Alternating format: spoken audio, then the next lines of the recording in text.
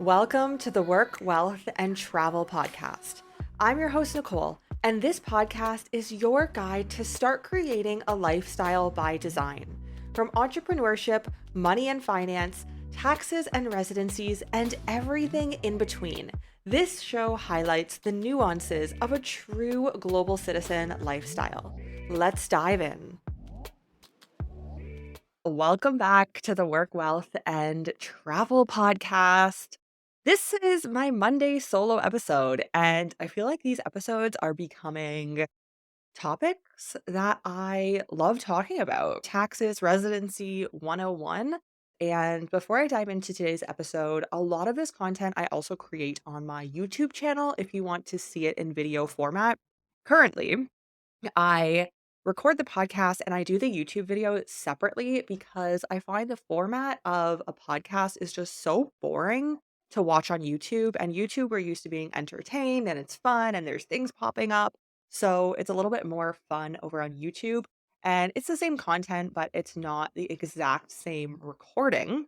I did just want to note that if you are interested in learning more about the topics of residencies, taxes for global citizens, for those of us who have left our home countries and don't plan on returning, quite honestly, then my YouTube is the place to go. If you're looking to gain residency citizenship in other countries, then let's chat. Today's episode, I'm going to dive into the basics of what an accidental American is. If you think that this is you, then feel free to email me or to reach out. The links are below, but I can help if this is something that you may have had gone through, or if your children are potentially accidentally Americans. We're going to dive into what that actually means today and the implications of being an accidental American and also just the implications in general of being an American when you are also a global citizen and a digital nomad. Let's dive in by first answering what is an accidental American.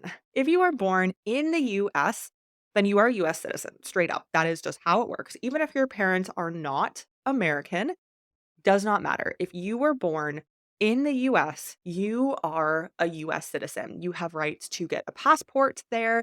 And something else that goes along with the rights of being an American citizen, the rights to get a passport. Yes, the right to pay taxes. If you listened to my episode previously about the different types of taxation systems around the world, then you will know that the citizenship based taxation is only applied in two countries. I actually think North Korea, not that I study or have any clients of anybody who is North Korean, but Eritrea and America, and potentially North Korea, these two countries, potentially three, are the countries that will tax you based on your citizenship. The only way that you can get out of their tax system is if you choose to renounce your citizenship.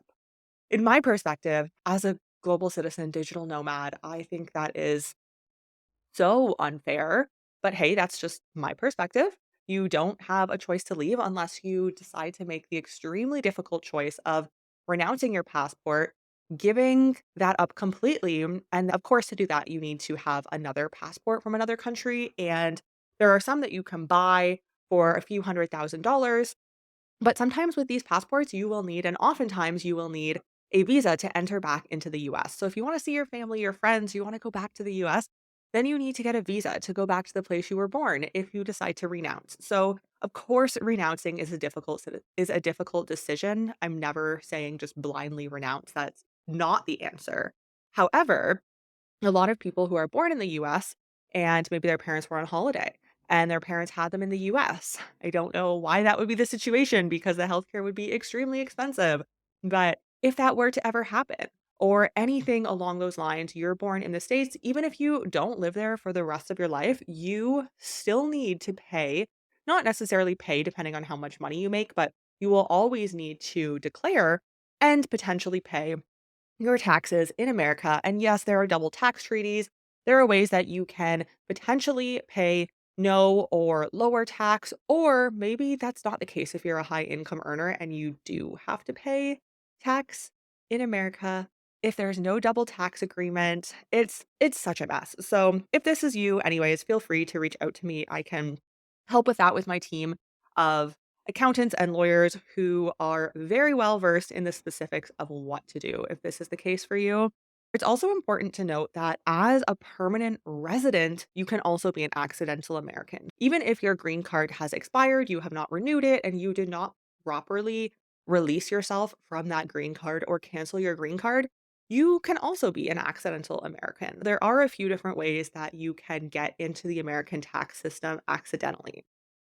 So, why do most accidental Americans want to renounce their citizenship? This was very shocking to me when I first heard this, but it is so true. And we're going to dive into why. They actually want to renounce because of all of the forms and the paperwork that you have to do as an American filing your taxes abroad.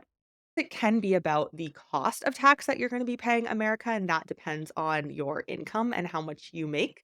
However, a lot of the time, people will want to renounce their US citizenship because of the cost and how much time it takes, how time intensive the forms are to fill out. Just to give you an idea, you can do it on your own. You likely won't know if you're doing it properly, but a lot of people opt to do this if they have a lower income because it is so costly to hire an accountant to do this for you and to fill out and ensure that you are completely compliant every single year.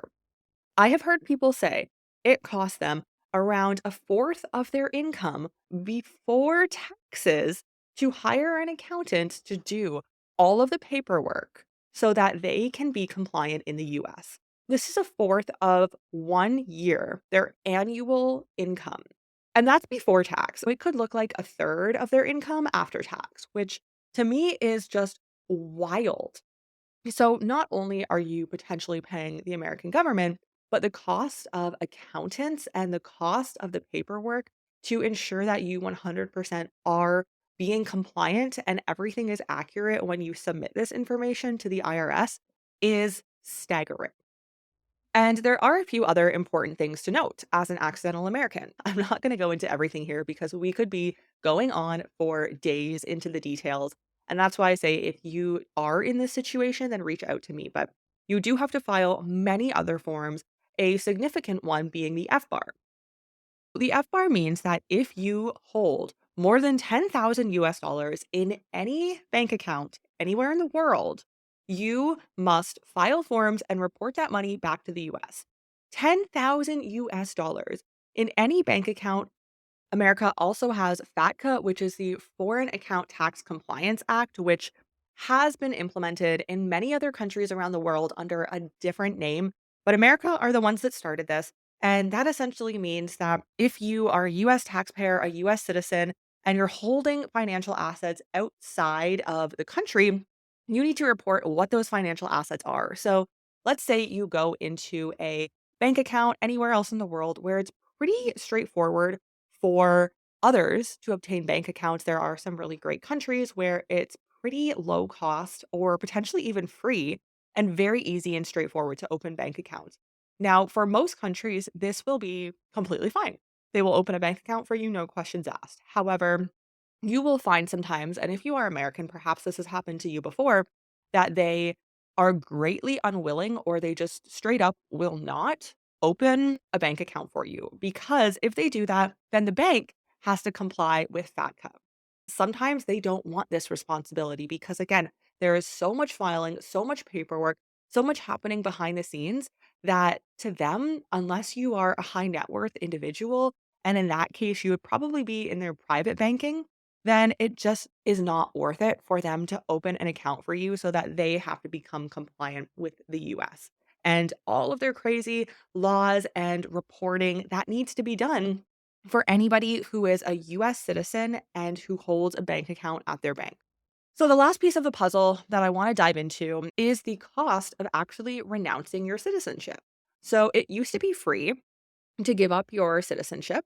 Around COVID times, they shut down, first of all, a lot of the places, not only in America, but around the world, where you could go to start the process of renouncing your citizenship.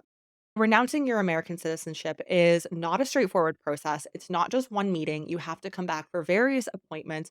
And there are a few different things that you're going to have to do in order to renounce.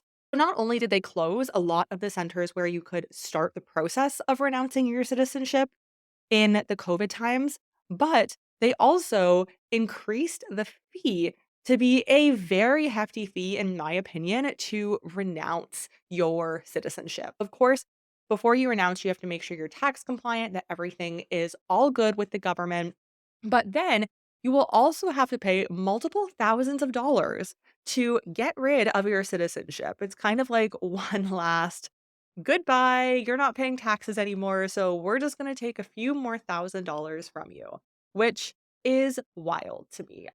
These are the basics of what an accidental American is and some of the reporting requirements that Americans abroad need to know about. Of course, there are so many more. So, like I said, if you are in this situation, reach out to me. My links are below.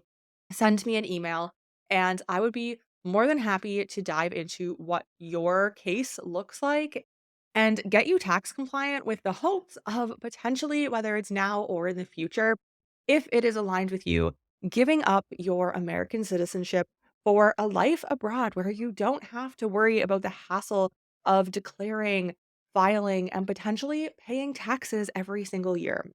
Now, there are some details within this that I haven't mentioned.